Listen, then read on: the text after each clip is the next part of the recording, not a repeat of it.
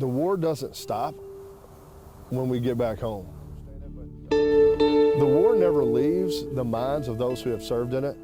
The adjustment is far from simple. When you're overseas, it's kind of wake up, do your job, eat, go to sleep, wake up, do your job, eat, go to sleep. Answering the toughest question, what now? It is hard when, you were once one person and now you're really somebody completely different. For people like Megan Karr, she knew coming home meant giving back. Always making sure that a veteran didn't ever feel alone was my biggest kind of, goal, is because I know what it feels like to be alone. I met Megan when I was kind of trying to figure out where my place was in the community with veterans, and I was also searching for that camaraderie that we have. She was on the up and up. Megan also was the female Veteran of the Year in Kentucky the same year that I won Male Veteran of the Year, which was 2018. But then things changed.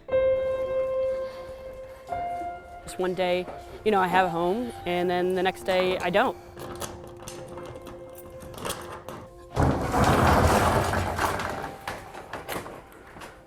Here it is. Saddening, it's overwhelming. It's just hard. Reminders of her life once lived. This makes me sad that it's in here, because a very dear friend gave it to me for Christmas last year, actually. Collecting dust in a storage unit. When I was deployed, there were some nights where you're wondering, why are we here? What are we doing? And I would take a time out and just go to the flagpole, and I'd look up at the flag.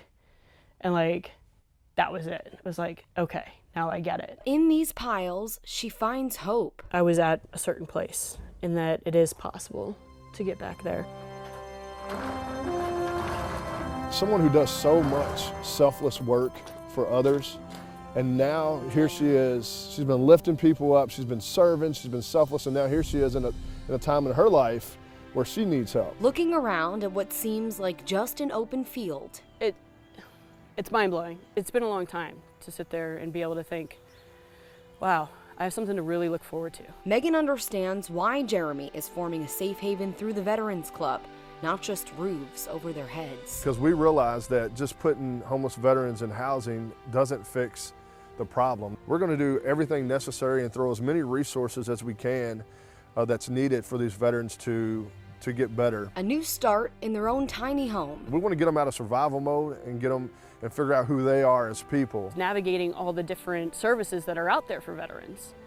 And I think one of the brilliant things about this community is to be able to have one place. A new transition. And a lot of times, that we have to kind of talk about our story, which is always the hardest thing to do. It reminds me to let me know that I'm not alone.